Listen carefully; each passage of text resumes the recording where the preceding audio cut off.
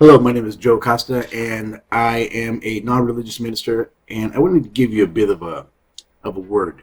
The reason I say non-religious is the fact that I do not take man's ideas and interpretations and just go with that. And there's a lot of people out there that right now they believe in God and they believe in Jesus, but they're not sure that the way he's being taught is the correct way. And if you come across a lot of churches and messages, everything's just be about being nice in the content of being nice and helping people, and that's great and all. But the Lord said in John, and let me bring it up here really quick. John 14:12. Verily, verily, I say unto you, that he that believes on me, and the works that I do, shall do those works also. And greater works than these shall he do, because I go unto my Father. John 14:12. Now, we don't believe that. So what we do then is we get in there and we start to dive in and see if we find a different interpretation of a specific word in order to make the word more believable to us. As a matter of fact, if you just Google up that verse right there, one of the first commentaries starts talking about how, well, Jesus was responsible for creation, so there's no way that... Listen, we forget think about God's purpose. God created man. He created us. He created everything first. Then he put us in it. And the first thing he did is he took Adam to go out there and start naming the animals. Well, that's part of the creation. He made you in his image and in his likeness.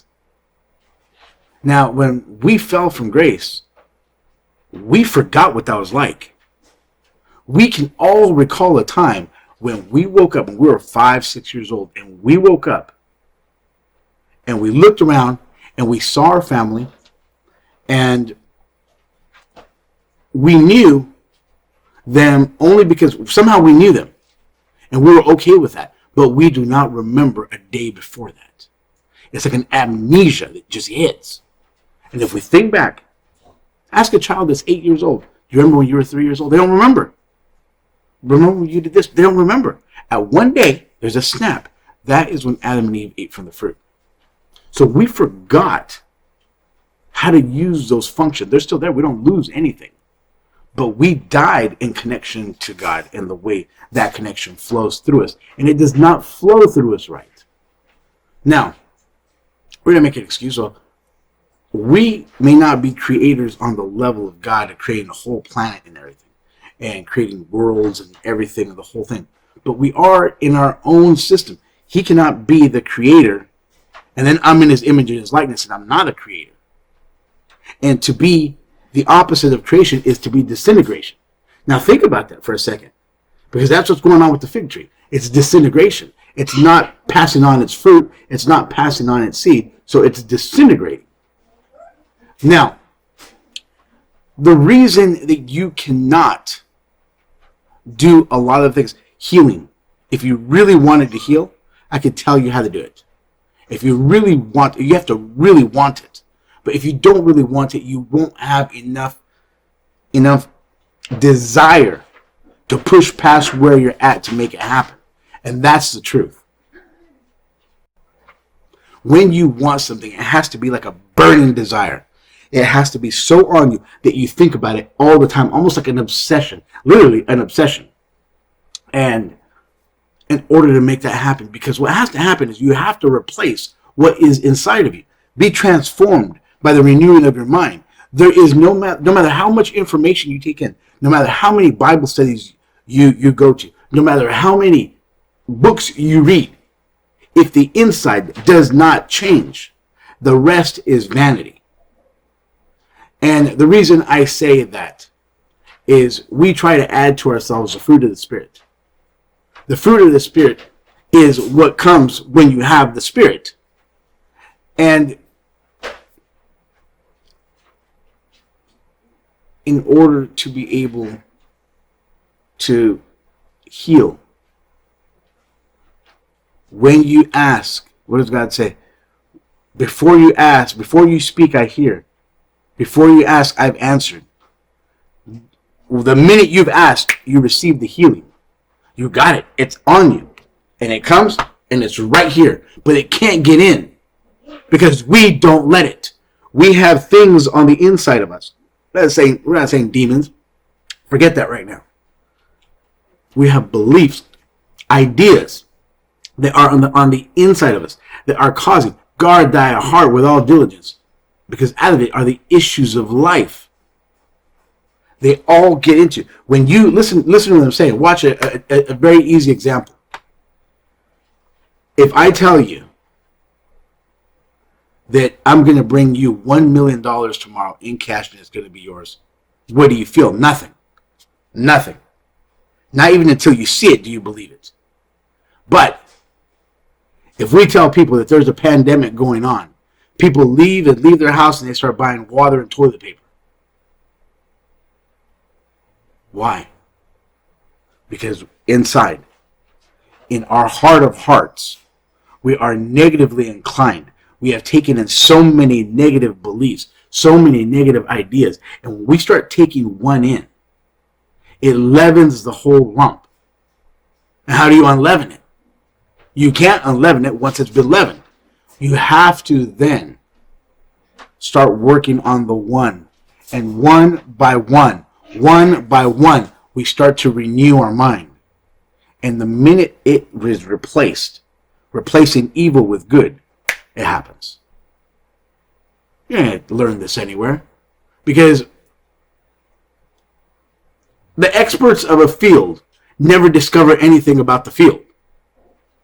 Well, how do we know that? Well, when Moses came, he had something different than everyone else had when they were in Egypt, right? When Jesus came, he had something different than all the Pharisees and Sadducees and everyone else had, right? And those experts didn't agree with him. Well, that's the way it is because everyone basically agrees with everybody else. And they just agree. In order to be an expert and accepted into the fold of an expert, you have to be able to agree with everybody else with what they're saying. But if you are seeking the truth, that's not going to be the case. You understand what I'm saying? If you are seeking the truth. Now, some of you have asked yourselves, why don't the healings happen? Why doesn't this happen? What? Well, the reality is, like I said, the healing is here. It just can't get in. Well, why does when someone pray for you, the healing come in?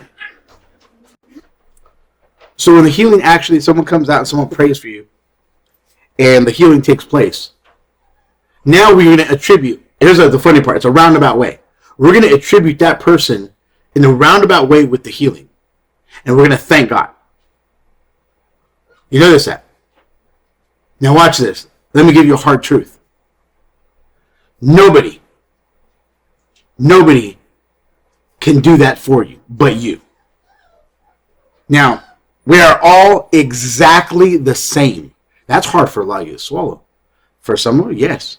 But if you've been higher and awarded in religion, if you have the degrees, that is harder for you to understand. I get that. Now, what is going on is that the person needing the prayer does not have enough to replace that which is on the inside of him. And they believe that if they can do it, if that person prays it, then possibly it can be replaced. That is what's taking place. What happens with a placebo? It's the same thing. We believe the doctor. So we allow this little pill that is nothing but a sugar tablet. And boom, we're healed of a problem. More people recover from placebos than regular medicine. How is that even possible? It's a placebo. Well, we believe it. Just the same way that a woman, if she thinks she's pregnant, she starts feeling symptoms, especially if she doesn't want to be pregnant. And she's scared. She even skips her period sometimes. Unless we start understanding these things, the world's never going to get the change that it needs in order to really make a choice, in order to understand. Until that happens, why did the apostles have to wait for power before they did anything? Because you can't be the version, the embodiment. And the word says the fullness, the stature of the fullness of the embodiment of Christ. If you cannot come there not having it. That's the gospel. Until this gospel, that I am restored. Not given a clean slate. I'm given a clean slate, but I'm also restored. That means my mind, my entire being, my function. See, we think that God, that when Adam and Eve fell, that God just changed his plan. He said, oh, I had a certain plan, and then it failed. I mean, think about this. This is the idea that God's plan failed, and when it failed, he came up with plan B, where Jesus was going to then redeem man, and I'm just going to try to save people instead of making the world I was making. The world that he was making was so that you and I would learn how to walk in his image and in his likeness. And there's a lot to learn. And there's a lot of things that we can do when we start to understand who we were created to be. All right? God bless. If you're serious and you really want to begin to understand more and learn about who you were created to be, because, like I said, there's a lot of things in the Word, when we start reading it, we don't understand it, we start trying to dig in and become an interpreter ourselves. This is what we do, and we end up with nothing. Think about it. When the light works, it works, right? But when there's a fuse broken and the power is out, it doesn't work. Well, all things are possible to him that believes. All things are possible to him. That's no excuse. It's no excuse for being anything less. And this book here will teach you some of these things. It will give you an elaborated view, of understanding of a lot of things about yourself that you do not hear in the normal curriculum of church today. Because it should be growing me to where I am moving somewhere. And this is nothing. This doesn't cost a whole lot. It's like $10 on Amazon. But the impact it'll have on your life, to change your life, is something else. Don't forget to subscribe and follow and share, because we need this right now. With the way everything's going on in this world right now, we need this right now. We need to be able to stand out and stand up different than everybody else in a real way. And the only way I'm going to look like I'm a child of the King, or a child of God, is if I start displaying it. And it's going to have to display. In order for it to display, it's going to have to be in me. In order for it to be in me, it's going to have to show up in my physical realm, in my environment, and in my being. So we can play church. We can get moving. Choice is yours.